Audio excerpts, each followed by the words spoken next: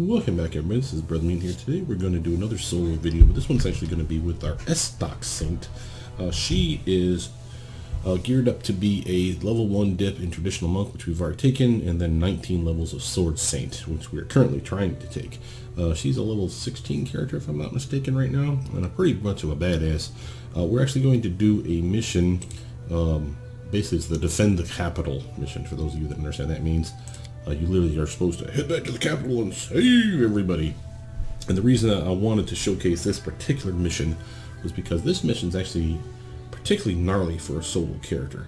There is a couple of baddies in here that are either hard hitting or they hit multiple times, which basically gives them multiple chances of attack. So let's actually look at our character first so we see what we have here. Matter of fact, let's actually do it within inventory. So your stats are actually pretty damn good for the mental stats, and that's because of the Hat of Mental Perfection +8, pretty badass hat. We will actually swap out the Heart of Ira, because while fatigue is an issue traveling, this is more important that we have better armor for this type of an attack. So we got a little +5 to our natural armor class. We have Cloak Resist +5. Don't matter really which robe I wear, so I'm really not casting spells so much. Maybe cold. We're not doing a whole lot of acid anything in here, so there's like one cold spell that I use, and that's basically it. The electric spell don't have a the electric spell does not have a save to it, the Shocking Grasp, but the Frigid Touch might. Let's see, we have semi-decent physical stats, obviously Dex being one of our better ones, but the belt is only a +2 to all these three stats. There's a +8 belt out there, which I've yet to acquire. Once I do, this character, as far as I'm concerned, is done as far as those two upgrades, the belt and the hat. Of course, I can get better things like a Ring Protection +5 would be nice. A better robe, dodge, something monk-like. There you go. Don't have anything for my hands right now, so we'll have to work on that. But I'll always keep the Hand of the Magus because I do cast from scrolls, and I don't like to waste them if I don't have to. Metamagic rods of various types, so I have lesser extend, and lesser maximize. And of course, our newest tiger upgrade buddy, +2 morale bonus of perception and lore nature checks. Ah, ain't he sweet, folks? Thank you, Allcat, for actually making it. That's actually quite cool. I will try to get a better Estoc, because this one's a piece of piss. It's the +1 version that we found early in the game, and it's been our staple ever since. Downside of Sword Saint is, for those of you that don't know, all your bonuses, or much of the bonuses that you get for being a Sword Saint, really require you to be wielding your weapon. So first, look at our attack bonus, look at our armor class, and watch what happens when I switch to something like a comma. And this is a +2 comma, no less, with a +2 dodge. So you'd think that these numbers would go up. No, they go down, considerably down. So that's an issue. And that's part of the reason that we have to keep with the Estoc. If I were to redo this character, I'd probably go Rapier, I'd go Scimitar, or even Kukri. Kukris have a really nice crit range too, that 18 to 20, which is what an Estoc has. So does a Kukri, so does a Rapier, so does a Scimitar. All good weapons. There's a lot more Kukris, Rapiers, and Scimitars in this game than there are Estocs, which is a bummer, but it's what it is. But let's get into it, shall we? We want to get inside, and I'll show you our spells once we get inside. The weird thing for a Sword Saint build, for those of you that have never tried one before or are doing one and get frustrated, I'm sure that I had the same problems. You don't get as many spells. Let me rephrase. You have the ability to research the spell, so you have an awesome spell book, just like any other of the Magus, except for, of course, Elder Scion, which are sorcerer types. So you can have a pretty pimped out book, but the number of spells per day always seems behind everybody else, which is a drag. And yes, it's looking impressive now, but remember, I have a +8 intelligence hat on right now. That's giving me extra spell slots. So that's part of the reason for this. So you're really not going to have 8 of these and 8 of those and 8 of the other, and then 7 and 7 and 6 and 5. You're really going to rapidly dwindle into, you have a couple of good spells at the high level.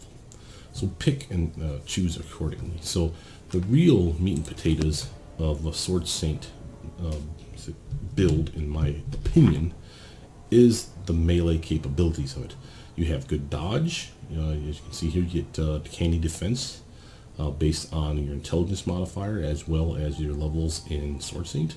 I can finally get this up one more. Once I finally get to level 20, I'll get another point of intelligence, putting this at a plus 10. That means I'll have, instead of a plus 9 for candy defense, it'll be a plus 10.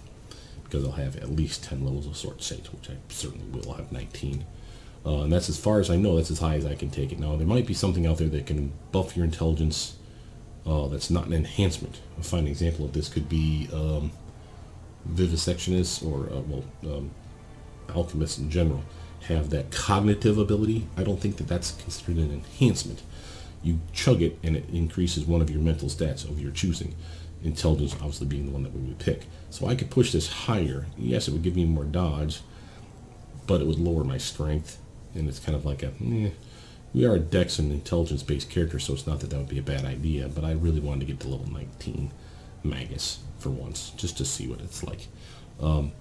Because of the high intelligence, though, we do get a lot of skill points, which is extremely useful. So that's a thing. You'll see that we have really nice bumps to things like perception, persuasion, trickery, and use magic device. Because we are running solo, those are my go-tos. You want to be able to see things, you want to be able to pick locks and disarm traps, you want to be able to use any magic device that you come across, and then you want to be able to make those persuasion checks. Everything else is steadily going up, so there's nothing wrong with adding some points here and there. But by and large, those are the ones that I really wanted to focus on. And you can see that I've kind of spread them around for the knowledge and the lore ones, where I could easily focus fire, so to speak, on one or two of them and be pretty happy with that. I want to be a jack of all trades, master of none, basically is the short version. Stealth is a little lackluster, but I do have the ability to put on a cloak that gives me another plus 10 to that stealth. That seemed like more than enough for me. From there, though, let's actually buff up, shall we? Now, I usually use the lesser extend magic rod. I want to use shield, expeditious retreat, and then reduce person. And that'll totally burn up that rod for the day, anyway. Okay, so you might as well just kick it off and put in something of use, like what do I want? Scorching ray? No. Delay poison. Well, actually, you know what? I can actually just use it from here. Might as well just do that now. Pre-buff up. Oh, I got create pit. Never tried that yet. Maybe we'll throw one of those out there just to see what it looks like. I can't scribe it. It's a damn shame. We get a lot of spells that we don't have access to. Another reason that I think many of the Magus class and subclasses suck is because they don't have access to every wizard spell or every sorcerer spell. Yes, it's okay to be limited to level 6, but you're limiting a lot, which seems like a mistake to me. I'm sure there's reasons for it.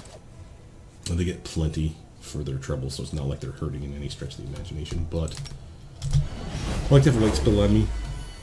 We're going to do Cat's Grace normally, we're not going to extend it. Same with image. And when we get into it, and we run out of stuff, I will activate the Extend Metamagic Rod for displacement, and then when that runs out, greater invisibility, or vice versa. I'm not sure which I'm going to do first. Basically, that's the take home for there. Let's actually hotkey that just so we have it. We want to bump up our weapon, so let's grab an Enduring Blade. I do like Keen, and I do like Bane. And yes, it's going to be costly to do it,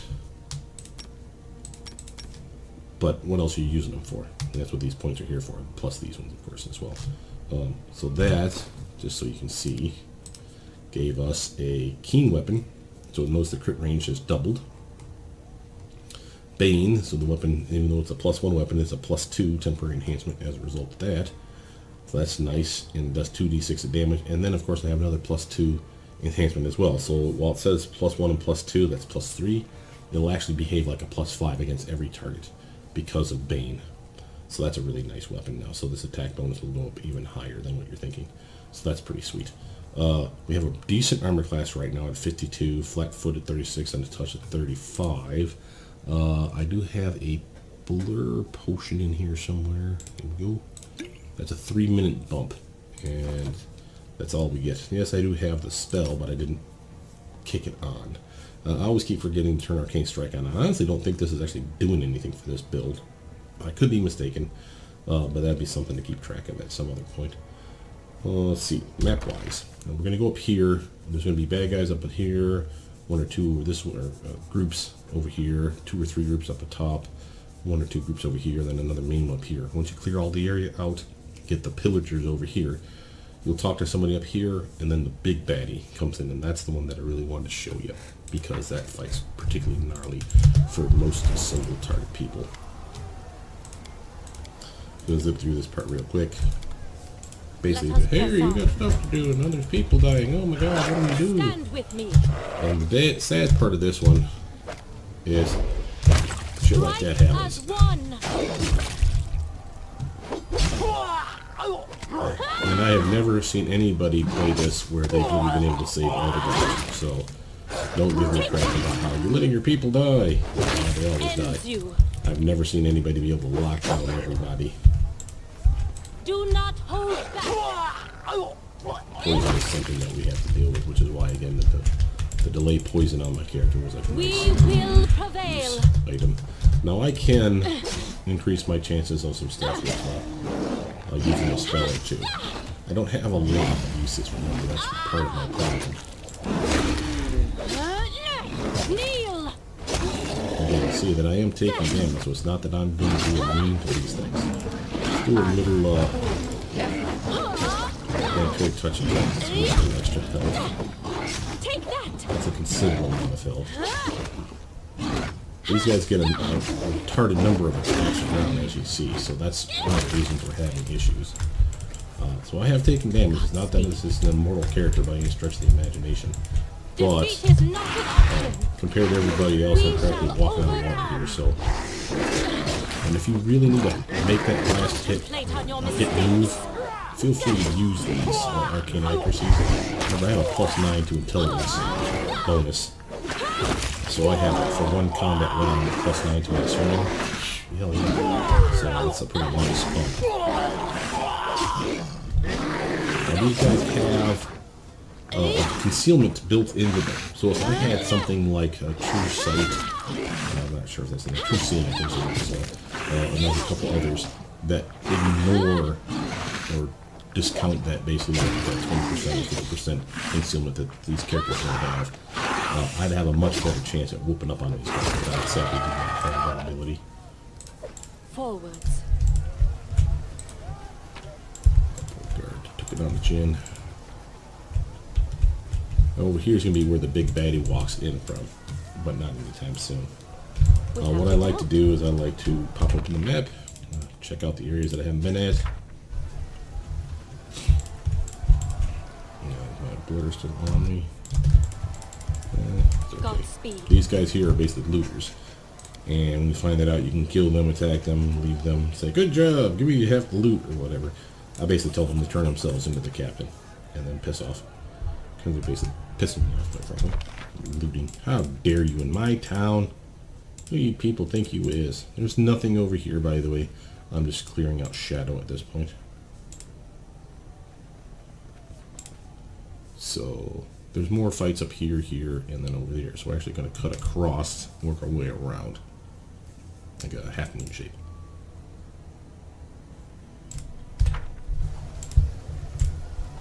And over here, there's going to be vendor. Vertical. You ask what happened. Help him out real quick. Basically taking the horse or the creature, whatever, off the body. Because the guy was underneath it. You can sell stuff to him if you really must, so don't feel like you're completely screwed because you're overweight or whatever. You can totally sell stuff. I'm not going to sell a bunch of stuff. I'm just trying to get rid of some weight. That's enough for me. And while we're probably now running out of blur, yeah, we're on mirror image now. Let's actually activate the extend and throw up a displacement, shall we? Stand with me.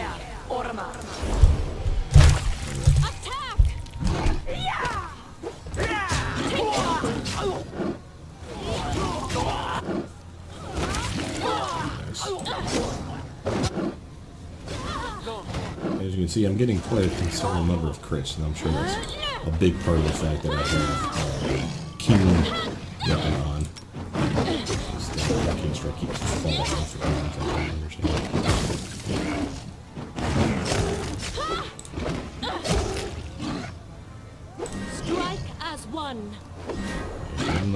exactly immortal. I am taking it on the chin.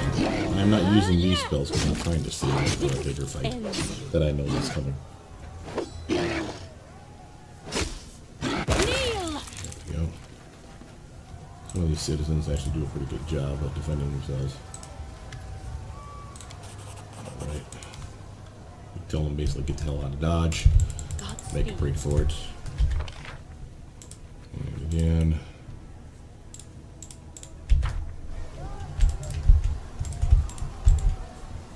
Before we get nuts though, and I don't feel any shame for chucking up a few pots, remember you have them for a reason.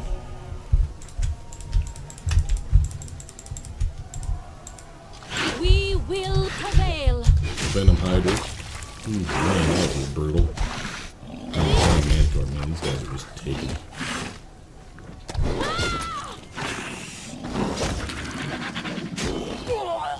Do not hold back.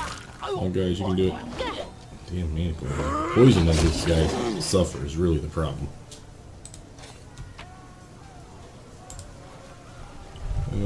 He'll be the one you talk to when you want to trigger that last fight. Big gnarly one. We shall overcome. Take that.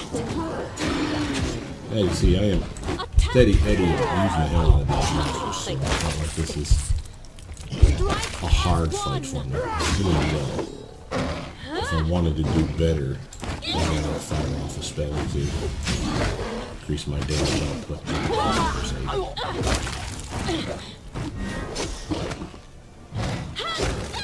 Nice.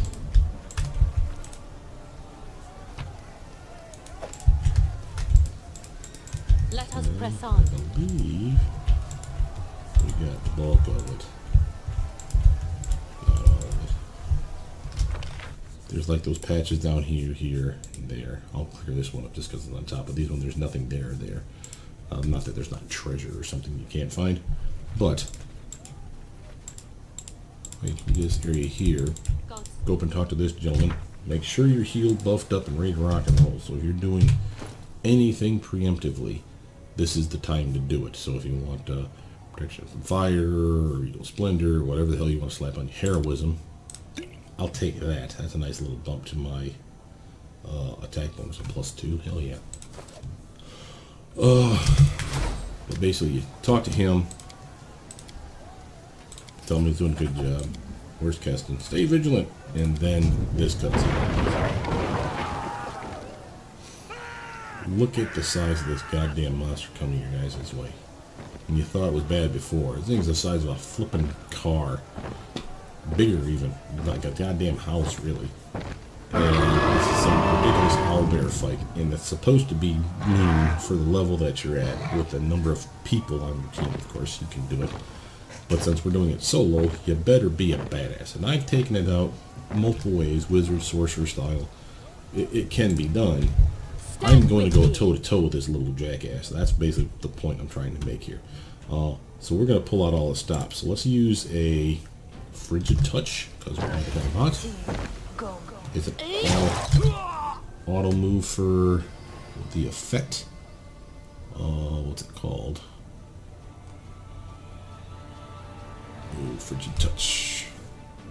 The stagger for 1 round guaranteed. On the only list, of course, I think, what do you call it? Spell resistance is applicable.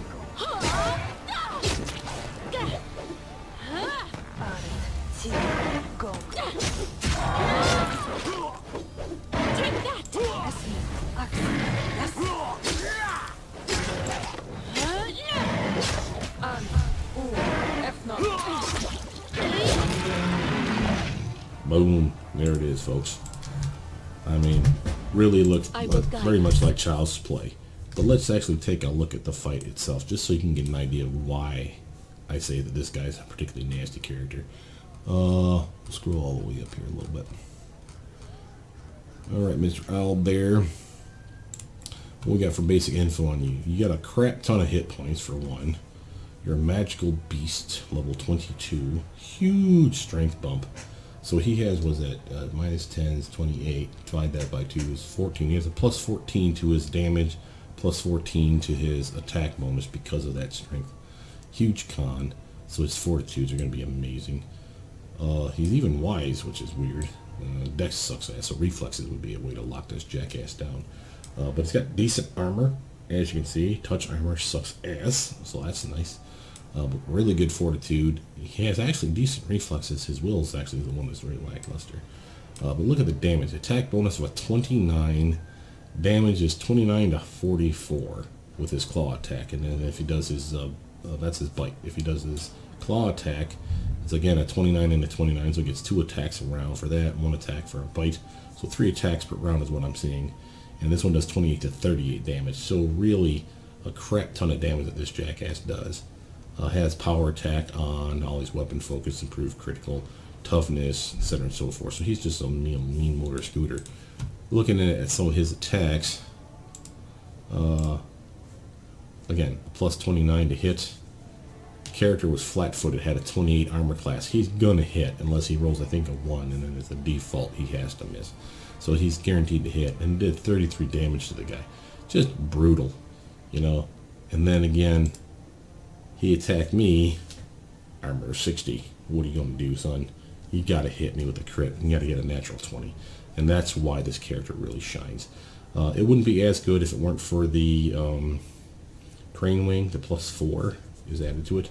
If you get hit, the crane wing disappears for like a round, I want to say, before you reestablish it. So this could have dipped down to a 56, but still more than enough to protect me from this jerk. So that was nice. And then on top of that, if it's still on, we have mirror image. Looks like it already faded off me, the other one. I could have had either greater invisibility on or displacement on. The concealment bonus for either of those, the 50% chance to miss is what we're saying, those could have been applicable. Even on a natural crit, he could have missed me because of the displacement or the invisibility. And that's kind of a huge thing here. So this is why this character is viable. Now with that, my name is Brothermutant. Please like, subscribe, comment down below. Tell me what you guys think. How would you have built your character? I've already said that I wouldn't have gone Estoc. I probably would have been smarter and actually went with something like Rapier or Scimitar even. Kukri could have been a viable option as well. But with that, I'll see you guys soon. Bye now.